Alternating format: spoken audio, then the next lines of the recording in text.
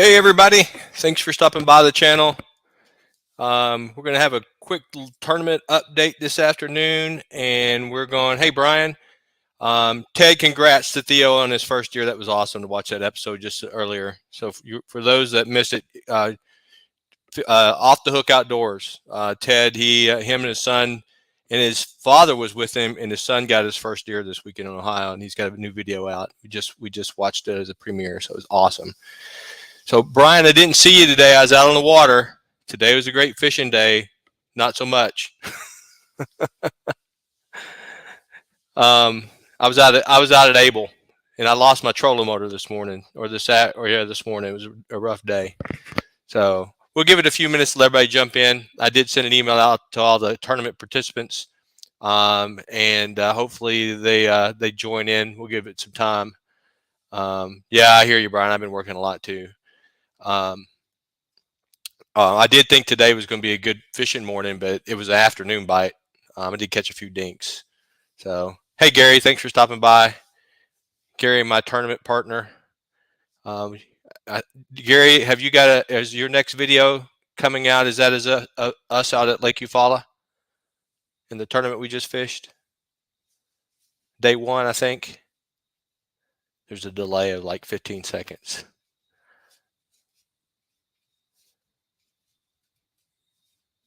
Okay, he's not going to answer.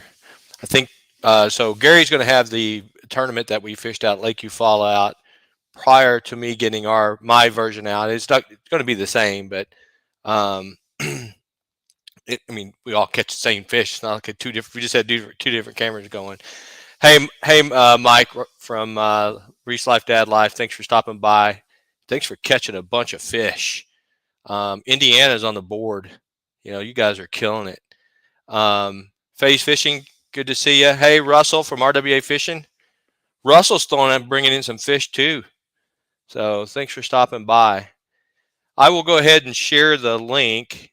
If anybody wants to jump in for the tournament portion before we bring in our guest.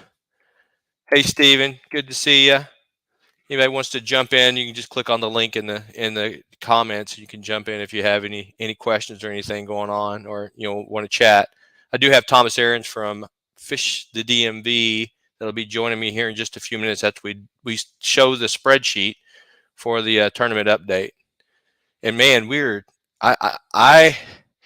it's funny how a few days matter in bass fishing, right?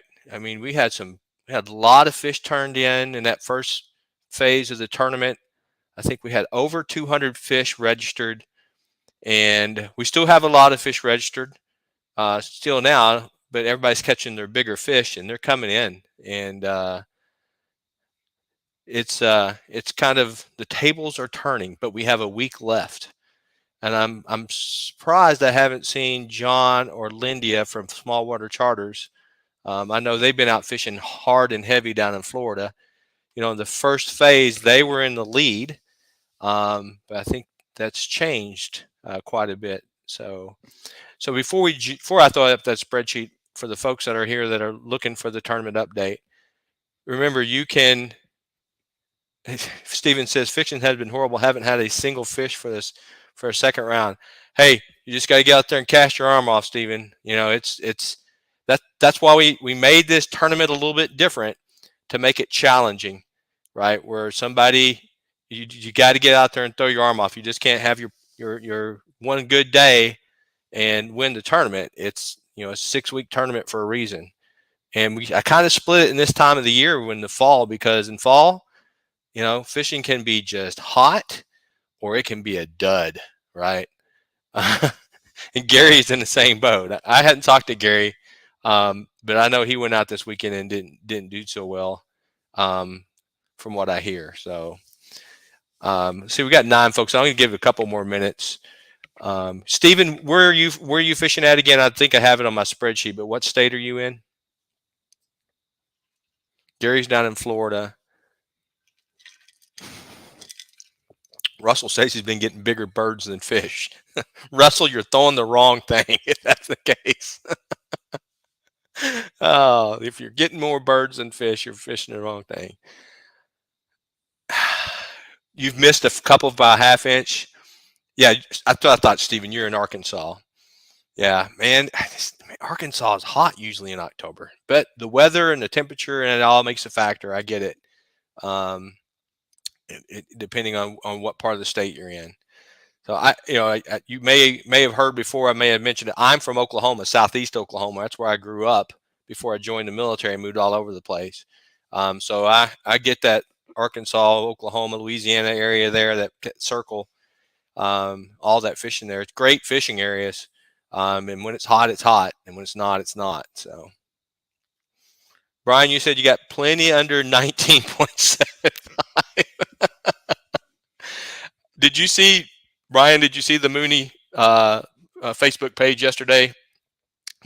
A guy from the bank at the boat ramp caught one that's had to be between 6 and 7 pounds. It was a nice bass, and I was thinking, man, Brian's probably out there tearing them up. Yeah, you've seen it. Yeah, that was a nice bass, and good on him catching it at the boat ramp. And that lake is down. What? It was a 7-pounder. That lake is down 10, 12 feet. Hey, James from Crankin' and Yankin down in Louisiana. Thanks for stopping in.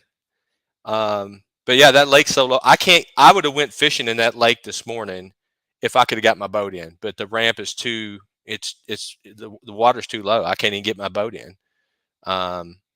It's just too low at this point. And we haven't got any rain in the last few weeks in Virginia, which is really hurting us. Yeah, I know, Brian, you got the yak. That helps you. I mean, you've got an advantage right now. If you were just fishing in a Virginia tournament, you definitely got the advantage because all the water's low. Even out there on Able, it's down 3 or 4 feet, and they're not lowering the water right now. They don't lower that lake anymore since Mooney's came on board. But yeah, we're in somewhat of a drought here, and we need water. I'd like to see. I want to get back out on Mooney because I figure the only people that will be fishing Mooney in December, January, and February are Shane and Brian. Because I get out there and fish in the cold, I just wrap up. So, anyways, all right. Well, I'll tell you what. I'm going to go ahead and share the spreadsheet. Folks can go back and that are not in the here to look at it can go back and watch the video. This will be posted on my YouTube page. And I'm going to present, share my screen. Yes, I want to share my screen. And I want to take me a second. I got it last week. Share. Does everybody see the share now? Let me make sure. If you can see that over here, it's not final. This is just the tally of the fish for both periods. As you can see over here is your total for your first period, which is your 3 bass that you could not call. And over here is right here is the total of the 2 bass that you can call, by the way. Everybody, you can call these bass all day. And we've been getting some studs in here. We got 21, 21 and a half. I thought we had a 23. Vincent Crowder, I thought you had a 23. You do, 23. He's got a 23 in there. Vincent has been killing it. So as of today, and we have a week left, Mike Pendleton from Big Bait Posse, Tennessee, 95.75, and those folks are all smallmouth bass. And if you want to see how he's catching them, you can go over to his website or his YouTube channel, Big Bait Posse, and he'll put a school out on you how to show you how to catch those big river smallmouth. And then right behind him is Nicole 4 in Tennessee as well at 93.75, and Tamiki Santos in South Carolina. Well, I'm not sure where you're at. I don't have your state there. Is in 3rd place, followed by Vincent Crowder in South Carolina, who has been tearing it up. So we got a lot of folks, a lot of time left, a week, and we've got a lot of folks that have a lot of fish, as you can see as I scroll through the spreadsheet, A lot of fish have been registered, and unlike the first period, you can send your fish in anytime in the second period. And if you catch another one that's bigger, you can call it out. So you don't have to worry about waiting to the end. If you want to put them as you catch them, that's fine. If you want to wait to the end, that's fine as well. But fishing ends on 2 November at midnight, and all the entries have to be to me by 10 a.m. the 3rd of November. I'll give you overnight to get your pictures in. 10 a.m. on the next day, you shouldn't. If you do get out there and get extremely lucky, I'd be shocked. So, but try to get them to me first thing in the morning, no later than on the 3rd of November. Fishing stops 2 November at midnight. I'm going to stop sharing here, and I'm hoping when I go back to there, yeah, everybody got to say, "Hey, Mike, you are on. Big Bait Posse just got here, and you are in the lead, my friend." So, Jig and James, you're in Georgia, the Tri-Week. Yep. Okay. Awesome. Well, that's it for the tournament update. If you if you're on here for that, if you're going to jump on, if you're going to stay, I do ask you to stay because I got a great guest here tonight. We're going to enter and talk about a fishing trip that he and I did. Hit that thumbs up, helps the old algorithm and gets this video out there playing a little bit more. Helps us all out. But what I'll go ahead and do now is I'll introduce my guest, Mr. Thomas Ahrens from Fishing the DMV. I'll bring him in. We're going to talk a little bit about a fishing trip that he and I took a few weeks ago. Hey, welcome, Thomas. How are you doing, sir? Thank you so much for having me on tonight. Yeah, I appreciate you jumping in with us. Thomas, why don't you tell everybody a little bit about you and your channel and your background with I didn't mention this, but you're a collegiate fisherman champion as well. So why don't you give everybody a little background and resume in your fishing career? Yeah, absolutely. I actually got to fish high school fishing when it was brand new. And a funny story about that, I grew up in Vienna, Virginia, which is considered inside the Beltway. And it's almost like a Mike Iaconelli type of story where there wasn't a lot of fishing opportunities. And we went to a boating expo and there was a casting kids competition. And I think I was about 14, 15 years old. And I ended up winning that day at the Dulles Expo Center. And I got to go to states. And what they gave me was a bullseye and a rod, and I could practice until the competition came up. And I remember myself being in my grandma's basement, constantly trying to pitch into a mug and practice this stuff. And long story short, I came in second place to the kid whose father ran it's no longer here, but the Marshall Junior Bass Masters. And then from there, I got to actually fish junior high school and high school tournaments. And then once baseball, I went and decided to play baseball. Then I went and finished college. And from college, I actually founded, which is right behind me right now, the Shenandoah University in Winchester, Virginia. I actually founded that club. And then 2 years in a row, we were ranked top 10 in the nation. I think that was 2015, 2016 when we fished there. Then I took a break to kind of figure out what I wanted to do for a living. And I also was saving money because I wanted to make a run at this thing. And I fished the ABA series. And the first tournament of the year, I won on the Potomac. And the next tournament was the FLW tournament. And I came in the 6th, I think. And I thought I was riding high. I had close to $8,000 in the bank. I was doing great. I decided to fish out the rest of the year to see if I could qualify for the national championship. I think it was actually at Lake Eufaula that year. And I did. But in November on the ride home, the businessman came out at me. And I looked at the expense sheet. And if I fished the national championship, I would actually break even or lose a little money unless I finished in the top 10. And that drive home was really sobering for me because it made me realize like maybe being a tournament angler is not the way. And there was something else. And then I remember I was teaching one of my students because I was a strength and conditioning coach at the time. And he asked me like, where could I fish? And I realized this information wasn't available.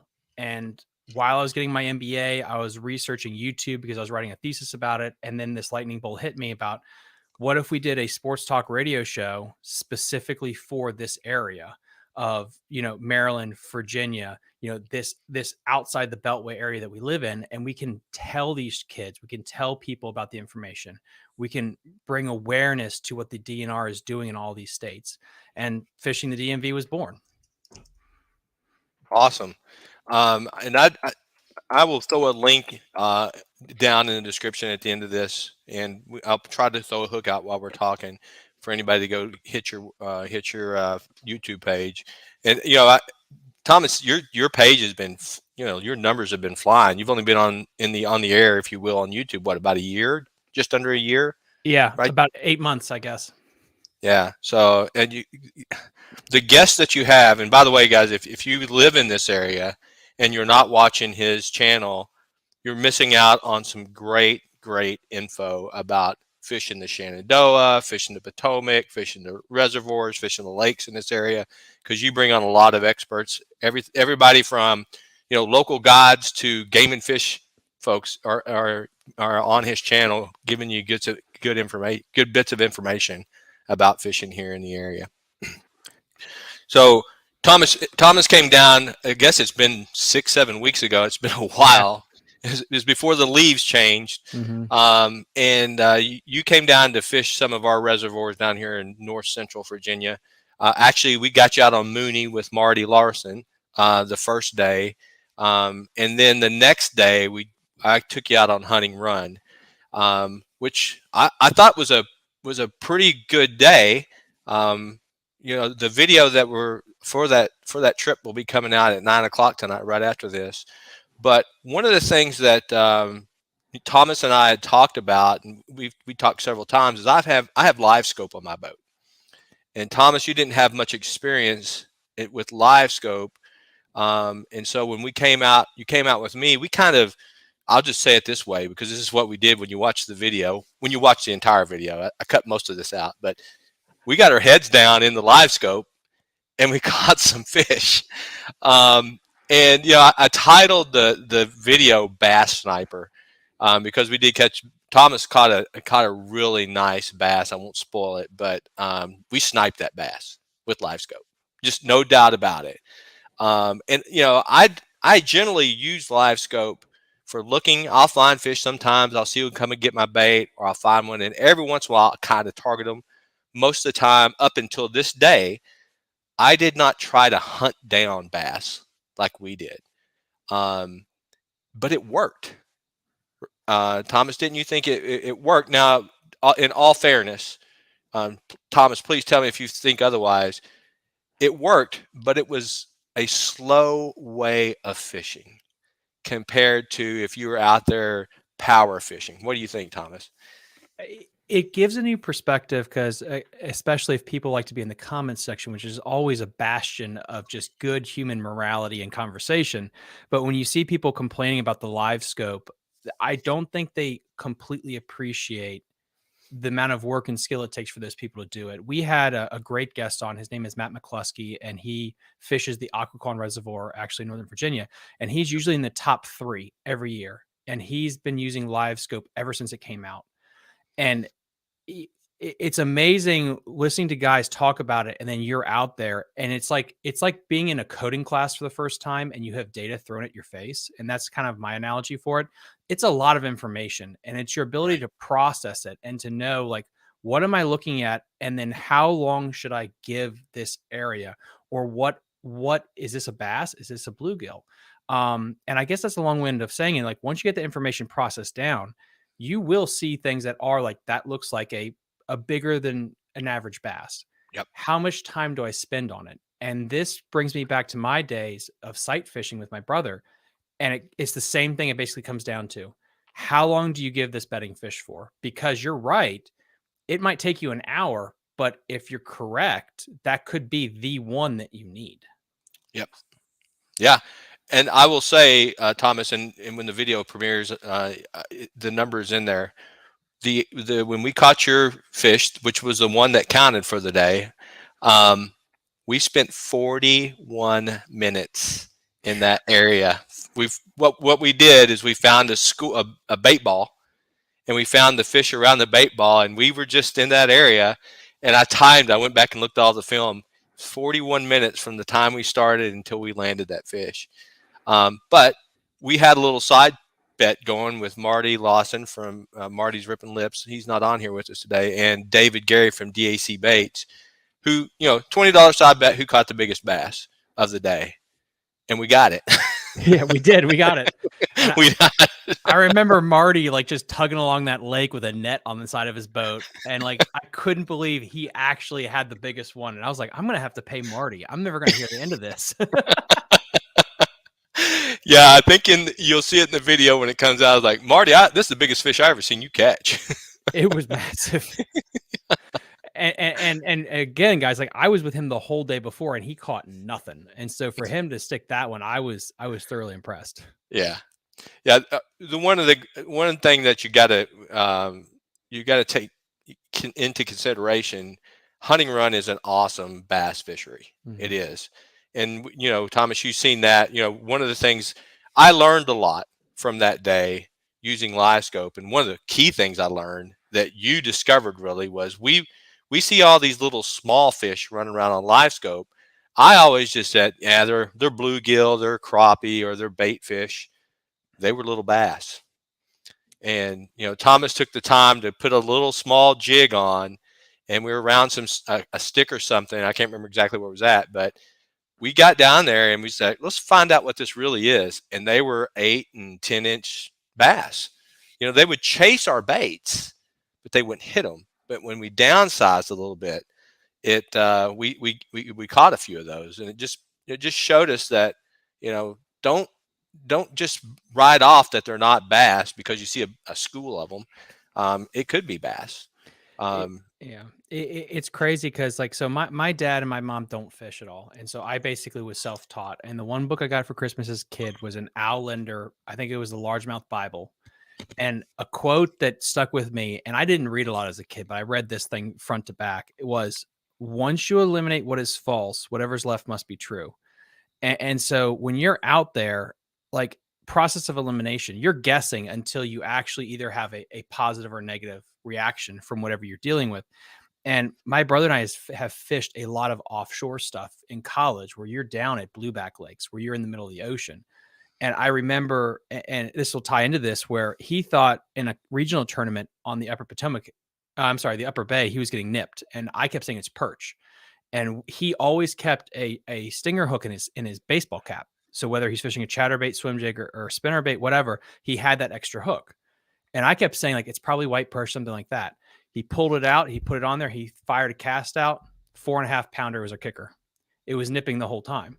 And that one moment stuck to me. It's like, until you hook whatever it is, you don't know. It could be a perch. And so you have to find that out. And so I always now carry with me crappie jigs and an all assortment of little things just to make sure I 100% know, like, okay, that's what's happening near my lure. Yeah. Yeah. It's great to be able to confirm your suspicions or rule out other possibilities when you're out there. Now, time is of the essence if you're out there tournament fishing, right? Me and Gary, I think Gary's on here. In our tournament 2 weeks ago on Lake Eufaula, we learned the hard way. We figured out fish. We finally got on some fish, and we ran out of time. Now, we still did pretty well. I ended up third. He ended up fourth for the whole tournament, and I got the big bass. But if we'd have had 15 more minutes, just 15 more minutes, I think we'd have won the whole tournament. But that's fishing, right? You got time limits, especially when you're out there in tournaments. But we ended up doing just what you'd said. We eliminated a lot of, hey, we fished this type of structure, this type of structure, this type of structure. And finally, it just hit me. The wind's blowing that way. Let's get into the weeds, get into the lily pads, and bam, that's what we caught them. So, but we did it the hard way through process of elimination. If anybody's not been to Lake Eufaula, Alabama, it's huge. It's 493 miles of shoreline. And you just kind of flip a coin and go, I'm going that way. But it was the first time for me or him, either one, on that lake, and we did okay. But it's nice, like you said, if you can get out there and know what's hitting or know what's not exactly. It helps you out when you're out there fishing. Thomas, what was your major takeaway from that day out there fishing? Was there a few things that you walked away with from our day out on a hunting run? Yeah, I mean, so let's break it down. So first off, for anyone that doesn't know, when I started this channel, and I say every time that you listen, whether it's if you're listening on Spotify, Apple, or YouTube, I always say I learned something from all the guests I have on. And I remember, I think it was February, where I had Marty. Marty was just spamming my chat. I think he was trolling most of the time until I got him on the channel, and he told me about your lakes. I didn't know they existed. And I've lived in Virginia my whole life, and it's sad to say I didn't know that all this existed. When I got down here, first off, y'all live in the greatest place in Virginia, period. Because where I live in Northern Virginia, whether you live in Leesburg, Purcellville, you guys know, if you guys live in that area, you know where I'm at. It's like an hour and a half to any place you can run a big motor. It's insane. Or any place you could put a boat. Where you guys are, you can get off work and be on the water instantaneously. And you have a selection. And so I just want to first say, like, you guys really should appreciate where you live, because you do Oh yeah. have a unique opportunity. It's completely amazing. And the DNR does an amazing job with those fisheries. And then to our day on the water, I think it was a process of elimination. I know you wanted to go, and I was going through my notes before I came on here.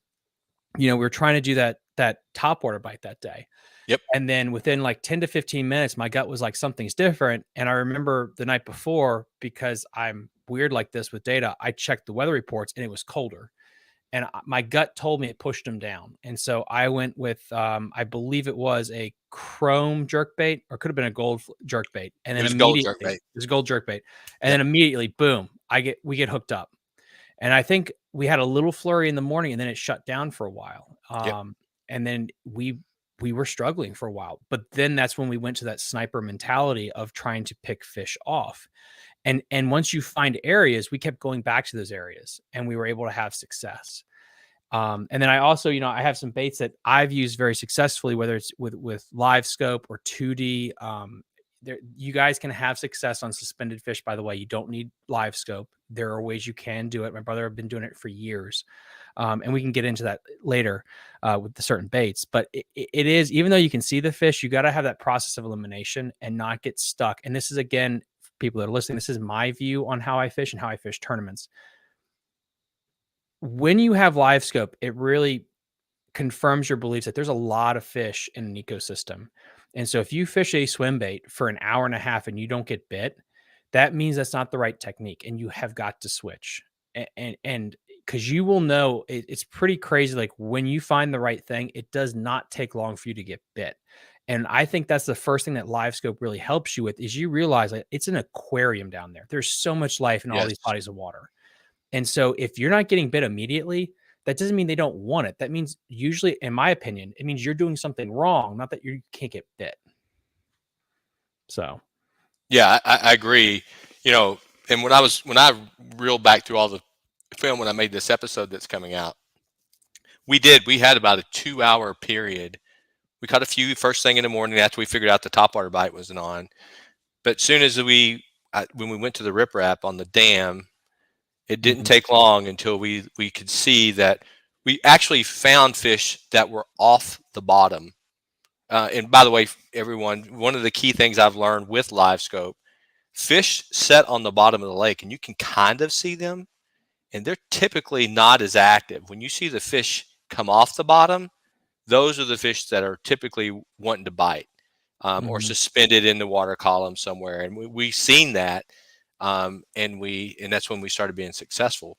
But I think a couple of things that you were throwing a large swim bait. Was it the Huddleston you were throwing? I was throwing a 9-inch mag draft. A mag draft. He was throwing a mag draft. I was throwing a 5-inch Kitech Easy Shiner, and I was picking them up. But Thomas, you were getting the followers, right? You were getting some followers on that, but they wouldn't hit it. But the whole time you were throwing that, in the back of my mind, I was like, I'm catching these 2-pounders. Thomas is going to catch an 8-pounder. Yeah. And what I was trying to do, and so I was one of the kids, I probably could find this photo, but I caught I think it was 10.5-pound bass out of Sleeter's Lake in Virginia. And I remember, because for my birthday, I caught a bluegill out of there, and I took a picture of it, and I sent it to this West Coast guy, and he made a bluegill swim bait that looked just like the ones in there. And then that spring, I went there during the bluegill spawn, and I threw that thing out there, and I thought a log was moving, and it wasn't. It was a 10-pound bass that slurped it up. And so I got hooked on the swim bait craze. And what I love about the swim bait is it tells you fish behavior. You're going to get things to move. And I know if I throw a 10-inch Huddleston or a 9-inch Magdraft, that is not a bluegill that's following it. That is a predatory fish of some sort. And so now I can gauge kind of like how many are in the air, what's going on. And also, I was using that to kind of confirm and deny some suspicions. Because if I'm throwing that thing and they're not hitting mine, but they're hitting yours, that means I should either go to your size or go smaller. If I'm getting nipped with mine, and this is because I fish so many team tournaments and my brother and I fish for teams for years, if they're hitting my size, that means maybe the 9-inch is too big, but I should go size up from yours to get the bigger bite. Because I knew you were catching that good, like you put them in the live well, but they're not the kicker. Right. And so going to that supersized swim bait will tell you real quick. If they nip at it, that means they do want a bigger profile. Maybe not 9 inches, but they want a little bit bigger. Yeah. Yeah. And you didn't catch anything on the bigger profile bait at all. Zero. It wasn't until you downsized that you started picking. Well, you caught a few, earlier in the morning, but once you downsized, you started picking them up as well. The other thing that I thought was interesting, though, we did get a little bit of wind so most of the day the wind was calm, but we got some wind around 11 or 12 o'clock, somewhere in there, midday, and that's when David Gary caught his big bass, and it wasn't but 15, 20 minutes later that Marty caught his big bass. And so, I always take into consideration, is the wind blowing, what's the weather, it's just my brain when I'm out there. And then when that wind died down, that's when we went, once the wind came up, we did burn the bank a little bit, throw some spinner baits and things of that nature. I think I caught a couple smalls, but in a toothy critter. But once that wind died back down, we had to go back into the let's go find them mode, right? And that's when live scope came into play again. And it didn't, the bite didn't shut down, it just changed, right? And that having that tool on your boat, live scope on your boat, gives you the opportunity to have a tool to go back to when the bite shuts down, that you can find either a fine fish or figure out a technique with the fish that they'll bite. It cuts your learning curve down. It cuts your learning curve down by a lot. Yes, and so the idea, like, again, if you guys follow my channel, we've talked about this ad nauseum. You're going to have tournaments like Lake Fork where everything lined up, and literally if you don't have forward facing sonar, you can't win. But generally speaking, that's not the case. It gives you maybe a 2 or 3 plus handicap on everybody else. But like what Matt McCluskey has told me and so many others is it's just your learning curve. 100%. You're going to find fish that are active, that are react to your bait correctly. You're going to see where the bait is. And for us that day, it was the shiners. It was finding the bait in that ball. And I remember like that one place we spent so much time. I could be mistaken, but that was like the first time we saw such a tight ball of bait. That's correct. Yeah. That's why we stayed on them that long. Yeah. And boom, there were some active ones right there following it. Yeah. One of the things, and it kind of goes back to you're talking about 2D versus forward facing sonar, etc. But if you can find bait fish, I don't care how you find them, if it's sticking a glass bottle in the water, whatever, 2D sonar, 3D sonar, or forward facing, you're typically going to find feeding fish or bass or fish that are interested in eating, right? It goes back to, that's one of the things my dad taught me years and years ago, who had nothing but just his instinct. If you see shad, you want to fish there, right? If you see bait fish, and that's what we did, we stuck to the bait fish, and it paid off with the big bass that you caught.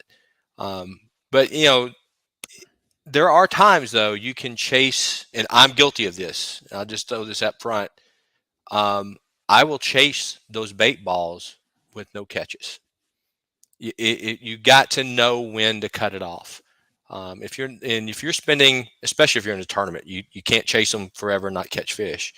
But if you get out there and it's 35, 45 minutes and you're not seeing something of interest, if you're fishing forward facing sonar, live scope, whatever it is, it's probably time to move on. Right. You were getting follows. You were getting follows that whole time. That's why I watched that in nauseam. Like, why didn't we move on? Because we were getting follows. We were getting fish. We just weren't throwing the right thing to get that bite. It was interesting though what you got the bite on. Yeah, Right. and did you want me to get into that right Yeah. now? Yeah. Go Okay, ahead. cool. So again, so a little history on this. When my brother and I were fishing a lot of college tournaments, all the championships and regionals were down in the Carolinas on blueback lakes, on Lake Murray, on Lake Kiwi, on Hartwell. And so my brother and I would take tons of time off college, and our teachers would let us go remote before remote was a thing, and we could spend weeks at these lakes and figuring this stuff out. And so a couple of things when you're facing schooling fish, everyone wants to throw a jerk bait or a big mag draft spoon. That works. It does have an effect on them. However, if you're not looking for a 7-inch bait presentation, a blueback, if you guys don't know, give it a quick Google. It can be between 6 to 10 inches long. It's a pretty hefty forage species.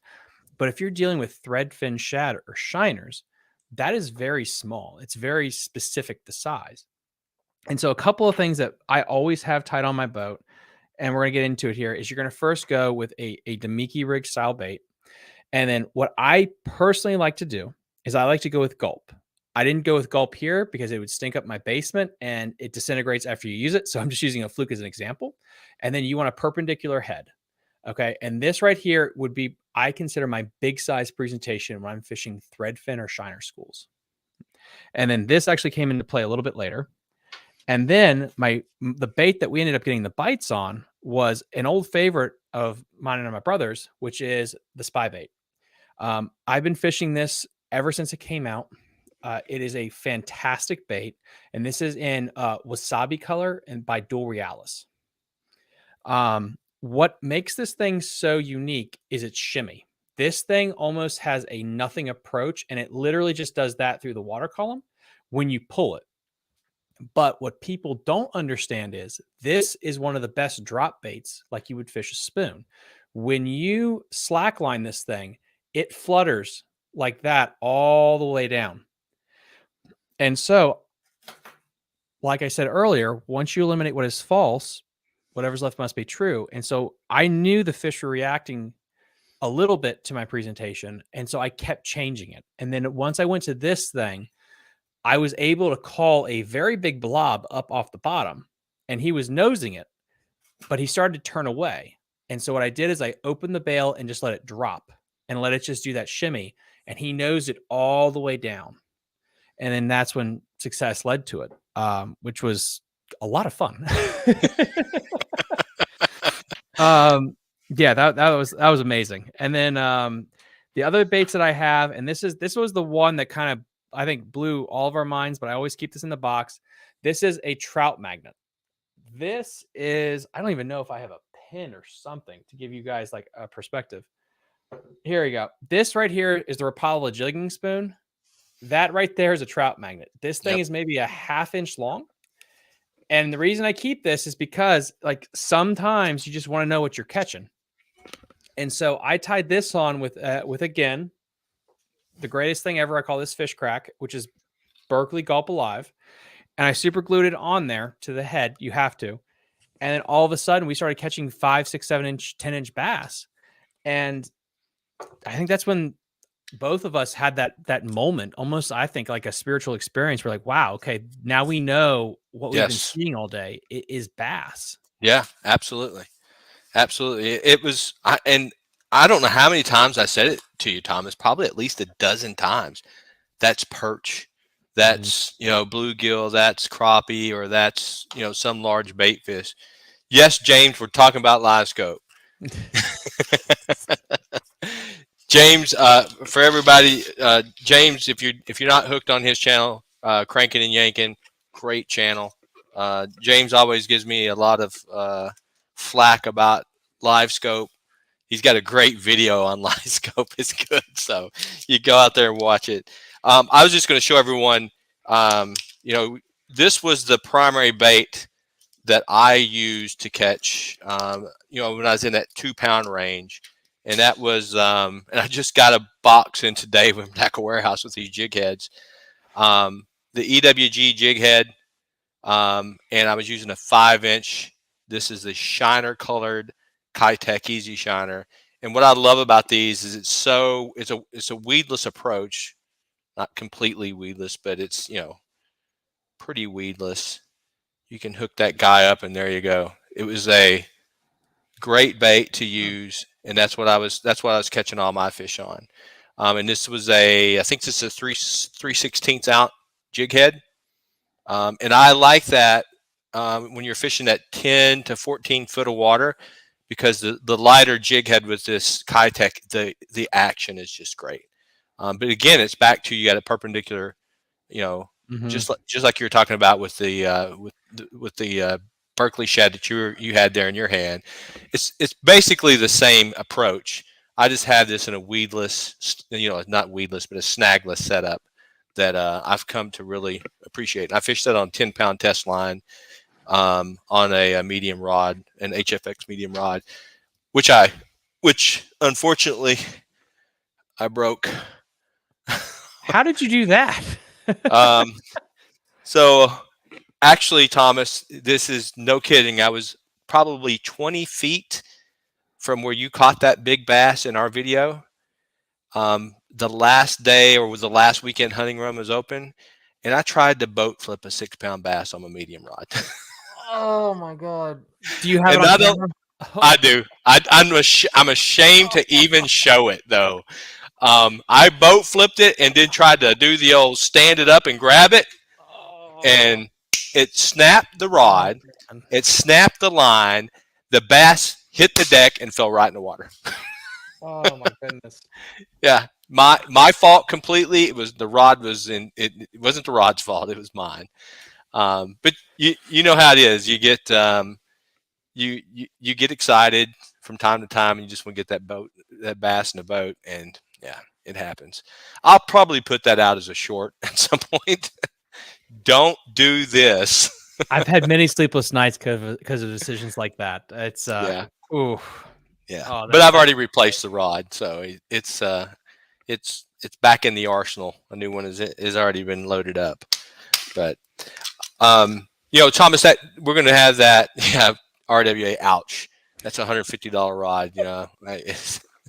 I love those Halo rods, but they're expensive to replace. Mm. And Um, speaking about rods, a great thing that we learned fishing down, I think it was like Lake Kiwi.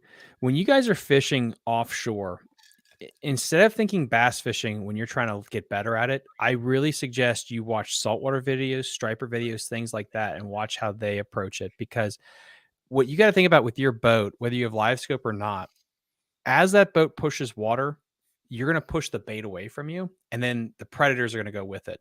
And I highly suggest you invest in spinning gear and you upsize it. It's so crazy to me. I don't understand this at all. Bass guys have this weird relationship with spinning gear, and yet you can catch a shark and a tuna on it. And I can take a spy bait or a Demiki rig or whatever, and I can launch it 6 football fields away to wherever the school's erupting. And so I can sit on the front of my boat and I have distance. The other thing, besides having that distance, is you can free spool a lot easier. So if you are fishing a blade bait, a jig bait, or another bait that I love when I fish schooling fish is, as I drop it on the computer, is the Demiki Volt, which is a fantastic thread fin shadow imitator when the water gets colder. You can open the spool and it will drop perfectly. yep. The reason you want that perpendicular head is you want that thing to sit there looking just like a threadfin shad, Yes. and you want to hold it there. Well, one issue is if you have a bait caster, and not always, some people get away with it, you're going to have, it's going to have that pendulum effect, and you want it to go straight down and hold at whatever depth you're at. So Yep. I highly suggest to people upgrade your spinning tackle. You can go a little bit heavier with everything, and you will be perfectly fine with whatever big fish you catch, because there's nothing around for them to get snagged in. Yeah, I will tell you I grew up, Thomas, and my dad was a bait caster. He doesn't even want to spinning. He's 75 years old now, and no, I'll just truth in advertising. That man's caught more big bass. He could fill my the bed of my F-150 up, overflowing with bass over 8 pounds that man's caught in his life. Truth and advertising. He's a great fisherman. He will throw a spinning reel away if you try to give it to him. He believes in the bait caster. I can't change his mind on it. And I was the same way. And I'll tell you, when I learned this was when Gary from Gary's Fish Tales here, my best friend, fishing buddy, he was just the opposite. He grew up on spinning tackle in Massachusetts primarily. And when we started fishing walleye up in North Dakota and Minnesota, I started learning the value of a spinning reel and what it brings to you. And now I do I carry 6 bait casters on my boat, and I carry 3 spinning rods. But there's a time and place for each one of them, and I think more fishermen should blend their capability, if you will, in fishing, and not just stay focused on one or the other, because they both have their advantages and disadvantages. But the technique we were fishing on that day, everything was caught on the spinning rod. Yeah, and the hardest thing is the window in which a bait caster works is so finite, and it's usually southern impoundments. And when you get, and again, if you guys really want to know, if you live in this Northern Virginia area, Maryland area, watch everyone that fishes in Japan and Maryland and California. When you're fishing highly pressured places, what's going to separate you is going to be downsizing your line and casting distance above anything else. Yep. And no matter how expensive your bait caster reel is, I can outcast you with the spinning combo. If you don't believe me, what do you use when you go surf fishing? It's a spinning reel setup because of the diameter and how it comes off the reel. And so when you think spinning stuff, don't think necessarily it's downsizing. It's that if you are in that spawn funk where the fish are a little weird and they're on the bank, and you have a proper spinning setup, you can cast 6 football fields away, and that big 4-pounder won't know you're there. Right. That is what's so deadly about it. And if you watch a lot of the pros now, that's what they're doing, but they're not talking about it, is they're using just beefier spinning setups so they can put separation between them and the target. Sure. Yeah. Yeah. It's I experienced that firsthand during the bluegill spawn on Lake Mooney. It's like the 30th of May, something like that. And the water was so, I could see the bass with my bait caster within casting distance, but they were spooking. So, I downsized a little bit, or changed. Shouldn't say downsized. I just went to my spinning setup where I could cast 10, 15 yards further. And that's when I started catching them. It does make a difference. And sometimes it's just not pressure, but if they can see your shadow and or see the boat, sometimes it'll make a difference. Well, I mean, right? So this hardware right here, I won that on the Potomac, and I was fishing. It was Mattawoman Creek. We're fishing a grass mat, and in practice, I was able to get him to bite, and something changed, and so I went with it was a 7.5 foot heavy saltwater inshore redfish rod and a 500 series spinning reel with 30-pound braid, and I was throwing lipless crankbaits in submerged vegetation. But I could power pull down, and I was throwing that thing 140 feet, and I get bit every single time. I get bit, but this is what I realized. I always got bit within the first 10 to 15 feet of the cast. People would come in and fish the spot because it's the Potomac River, and once someone sees you catch something, they just converge. When everyone would separate, I would start making the bomb cast, and again, I was getting bit. And that really made my light bulb in my head go off, that every time I got bit, it was when I casted it as far as humanly possible, and within 6 cranks, I got bit. And I really felt it's because of the boat pressure. And I could maybe see this on Hunting Run and maybe some of your listeners, because I was able to just cast a little bit further, those bigger fish didn't feel my presence right away. Yeah. Russell from RW Fish, Russell's in the DC area. He's fished with me as well. He made a statement that I kind of grew up believing as well. He said, "I've always said, if you can see the fish, they can see you." I think that's like a 50-50 truth to that, right, Russell? And I can point back to a video I put out, say mid-June. It's called "One Red Hot Day of Bass Fishing," red hot hour bass fishing. And I caught a 5-pounder. I seen the fish, and I can swear to you that it looked like he was looking at me when I hooked him. I think it all has to do with if they're aggressively biting or not.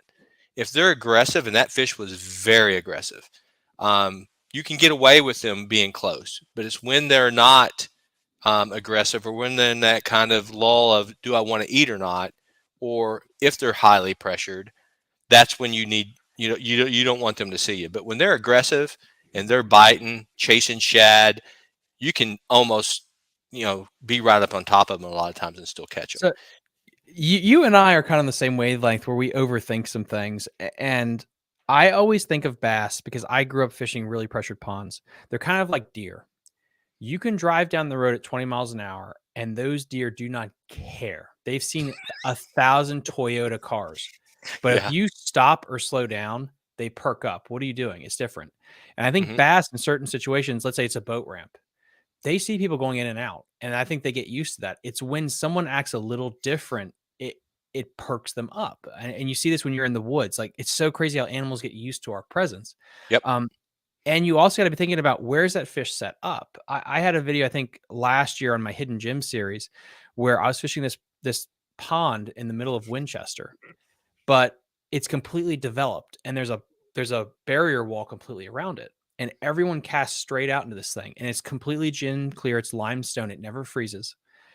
And what I was doing is I was casting up against the retaining wall until the thing was right up against it, and you could see a fish 6 feet off the bank. You walk past, you cast to him, he doesn't care at all. But as soon as you step back and you throw the thing right against that wall, he would shark straight at that thing and try to pin it. And so part of it is they're used to people walking there, but what are they looking for? What is their attack window? Um, and then the only time that this does not count is the spawn. That's when they will be Yeah. completely weird as hell. I mean, you could be on top of one and he could stare at you in a bright orange Clemson shirt and you could catch him. But then the next one you do the exact same thing to and he won't touch it. That's when they're Right. very temperamental. Yeah. It's kind of like trying to hunt deer in the rut, right? Yes. It's the same type of scenario. You never know. There's the one great thing about fishing, and this is why I'm addicted. Been addicted my whole life. Is the challenge is always there, Mhm.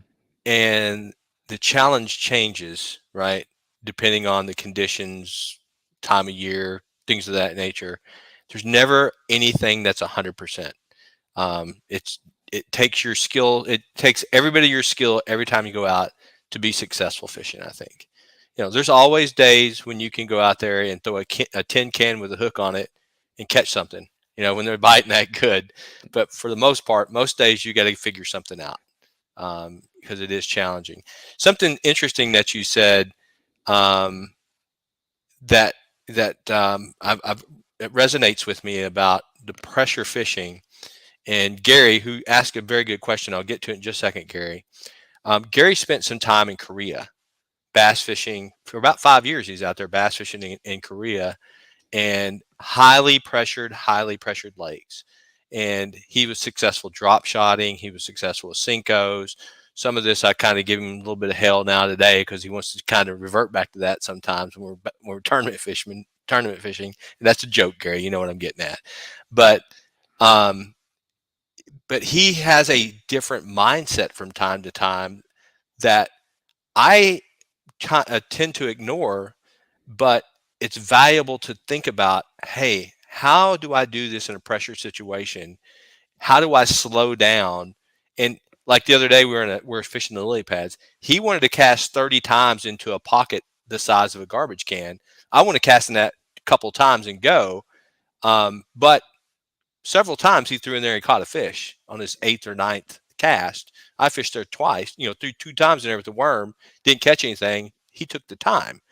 It's really a balance of, you know, knowing how much time you have to fish, and then how much time do you want to spend there, I think. And he's got the experience of fishing in that high pressure environment in Korea. And I think it's a value that I haven't had that experience, experiencing that. Thomas, you've had a little bit of that because you grew up in that Northern Virginia area. But it goes back to your experience and understanding the environment and the conditions that you're fishing in, I think. I think it's a different culture too. And so what's so unique is I always follow every Japanese angler that makes it. I always listen with excruciating detail for what they say. And what I've formulated really is their belief when they approach a tournament is the fact that there is enough fish in spot A. Why would I spend 3 days going to find fish when I just need to figure these out? Yep. Americans, their idea is like, well, if they're not biting here, somewhere else in this 100,000 acres, I'll find them. And if you think about tournament fishing, it's two things: it's find the fish, and then how do I make them bite? People that come from highly pressured areas are like, well, if the honey hole always has fish, then I know where they are. Now I'm just going to spend the 3 days to figure them out. And so it's such a different mindset on it. But what's so crazy about that is then you get some of these Japanese guys that they make day 4 in the most crowded fishing hole, and people are like, well, how'd that last? It's because he had the patience to sit there and figure it out, because he knew, like, they're here. I just need to make them bite. And I think a lot of anglers get frustrated with that because it's the gambling mentality of like, but if I just go to this next spot. I mean, the first professional tournament I ever won was we launched out of Smallwood, and I broke 2 bolts off my trolling motor the day before, and I couldn't go anywhere. And so I just told myself, right now, Mattawoman is my creek, and I'm going to fish it like a pond. I know there's enough. I know there's 5 here. I just got to make them bite. I ended up catching like 24 pounds because I had 8 hours that I wasn't running. I kept fishing the same area, and I got a bit. And I was like, why did I get bit there?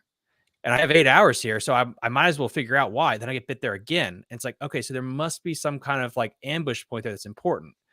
And then it kind of probably alludes to what your friend did, is if you figure out the right casting angle, it's no different than when you're deer hunting. There's a certain path the biggest buck is going to take. And if you Yep. figure out that path or that casting angle, in theory, if there's enough big bucks in the area, you will be able to catch a really good limit.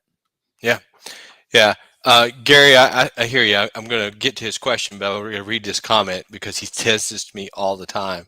He says, Shane, you know my analogy. If I offer you a Tootsie Roll over and over, sooner or later you're going to break down and say, okay, yum. But his question that I think that you allow you to elaborate on a little bit is he's interested in how you fish the spy bait. What's your technique in fishing the spy bait? I guess I'd ask him, like, has he ever fished big swim baits before, like Huddleston's and things like that? So what I'm doing with this is I visualize that this thing is a mouse and there's about 6 cats in the kitchen. And I got to take this mouse from the kitchen into the living room and then into the front door so we can get out there. So I'm sneaking it as slow as possible at the depth that I want. And I just consistently, slowly pull it through there. That's technique number 1. Technique number 2 is I'm going to just drop it straight on them. So what my brother and I will do when we had 2D and when he had live scope, we would drive over it when we only had 2D. We would see the school and we would try to cast right on top. And the first cast, we'd cast right on top, and then we just free spool it and let it go all the way down to the ground and just let it slowly flutter. And so that would be technique number 2, is you let it slowly flutter if you're right on the juice. Technique number 2 is you do that sneaky thing and you slowly crawl that thing through there. And I'm going to give up some more juice. That's going to get a lot of friends killed. This bait right here was one of the baits that I fished on the Potomac River, the tidal Potomac, to actually win. Was a spy bait. It was a different type of spy bait, though. It was a soft version. This is a Damiki screw lock head, a spin head, and you pair that with a fluke. And the reason you want a fluke is so you can get the same shimmy action of this thing here, where it's almost a do nothing approach. It does nothing in the water column. And then you just slowly reel it back and you just let it do its thing.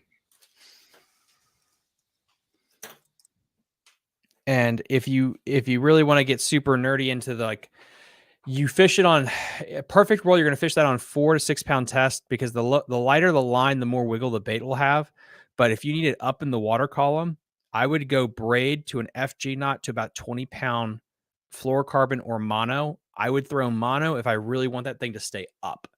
If I'm fishing Lake Hartwell, Lake Murray, something like that, like a blueback thing where I'm fishing 60, 70 feet of water, I can get away with flight line because I want that thing super down in the water column. If I'm fishing super shallow, I'll just increase the size of my leader just to keep it up a little bit higher. But the thing with that bait, guys, it's boring as hell. It is like, so every year I fish Huddleston's and things like that all winter long looking for one bite. And I've gone 3 years in a row without a bite, but I know one time the rod's going to load and I'll maybe have the state record. And it's the same thing. You're so slow with that thing and it's boring. But the rod will just load up on you. Yeah. And until you showed me that technique, or I watched you fish that, I didn't have one in the box. What brand, what company makes that bait right there, Thomas? So there's now 6,000 companies that are really doing this, but this right here is called the Dual Realis. And this is I think I am terrible with words. I think it's wasabi. It starts with a wa. So you can find that at Tackle Warehouse, but it's like, I think the wasabi color, which is the most natural color. And if you want, I have literally a spy bait box. So yeah, let's take a look. So I will go to Tackle Warehouse and search "wa" and see what comes up. They make great baits, but good Lord, the names.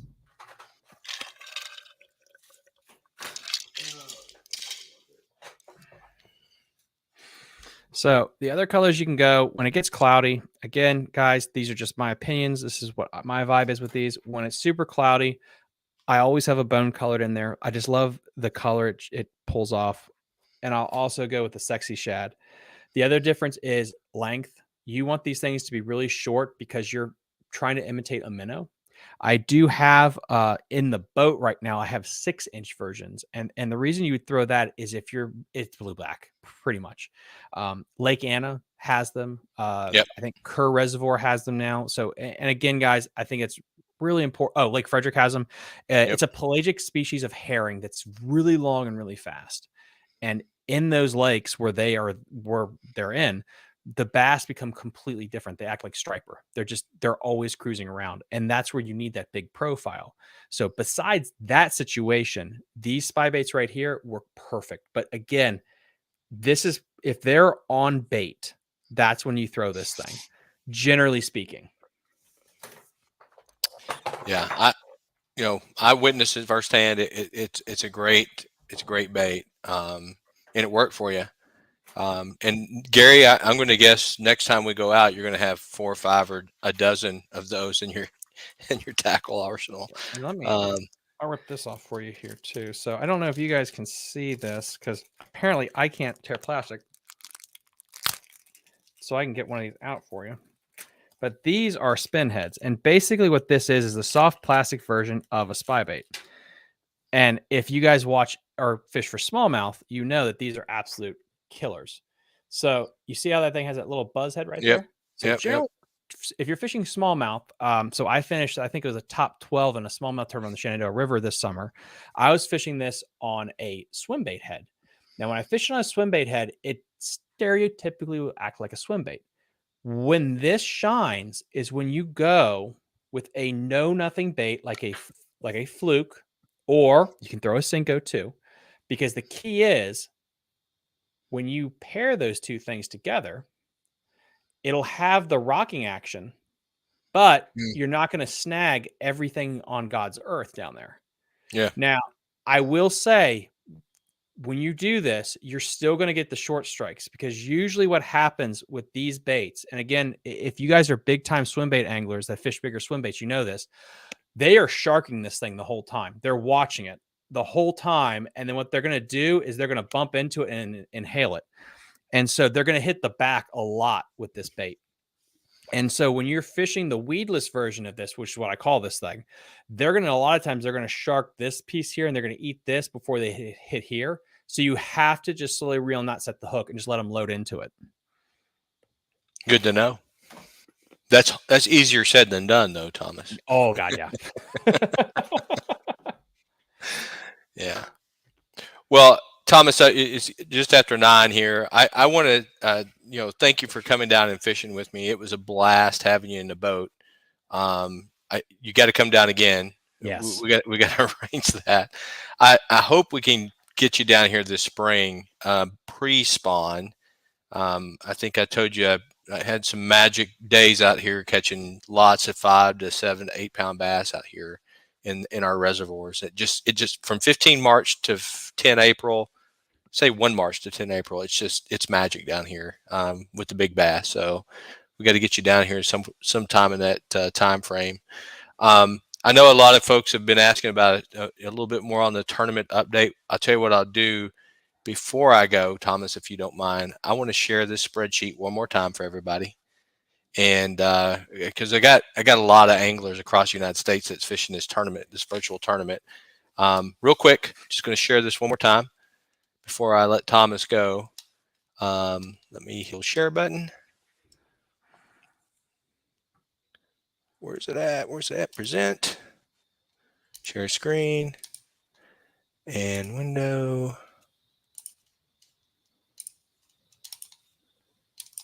All right, guys, there it is. One last time. Over here is the current standings. This is, again, Mike Pendleton, Nicole Floor, Tamiki Santos. That is our top 10-ish dozen as of right now today. A week left in the tournament.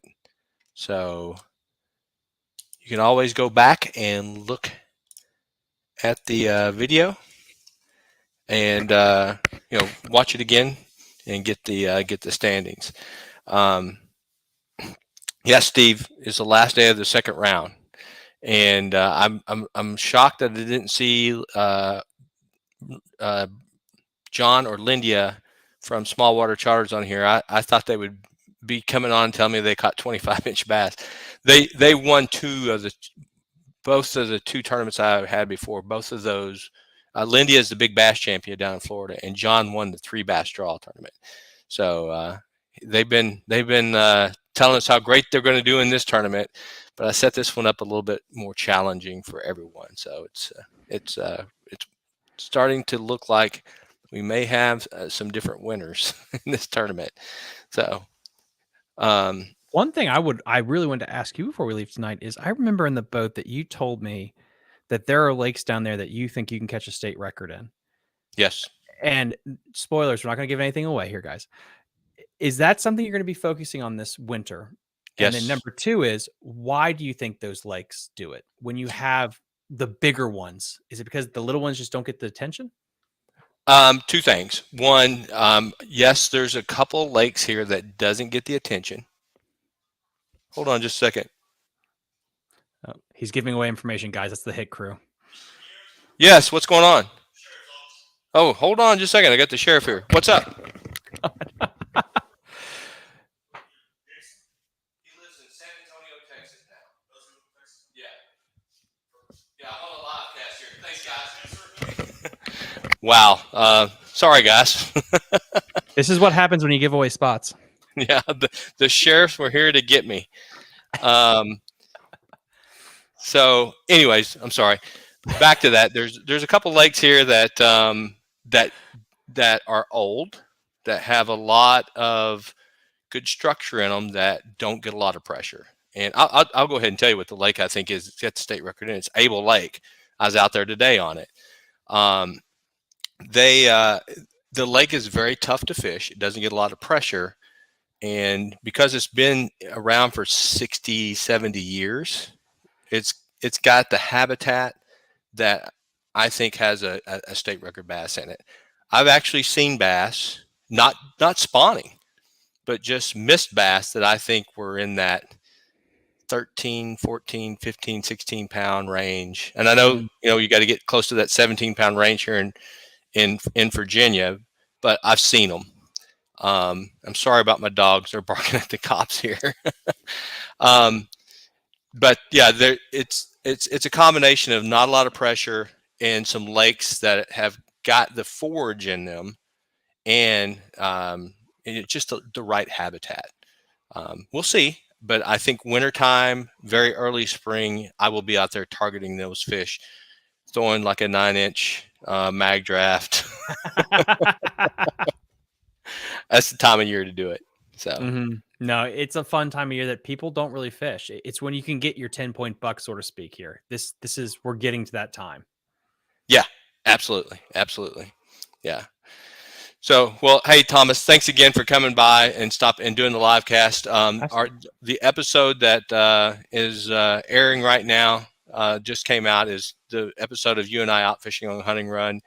Hope you enjoy it. It's kind of you get to relive that a little bit, and I hope everybody else enjoys it. For all of you that are concerned about the tournament, and everybody is sitting here in my comments saying Able Lake. Brian is local here. He knows what I'm talking about. But thanks everybody for stopping by tonight. Check out the new episode on Shane Flynn Outdoors. Check out Fishing the DMV with Thomas Aaron. Great guests, great information. And just from what you got here tonight, the details and the knowledge that Thomas shares is amazing. So with that, everyone, thanks again. Everyone have a good night. Bye, guys. Thank you. Bye.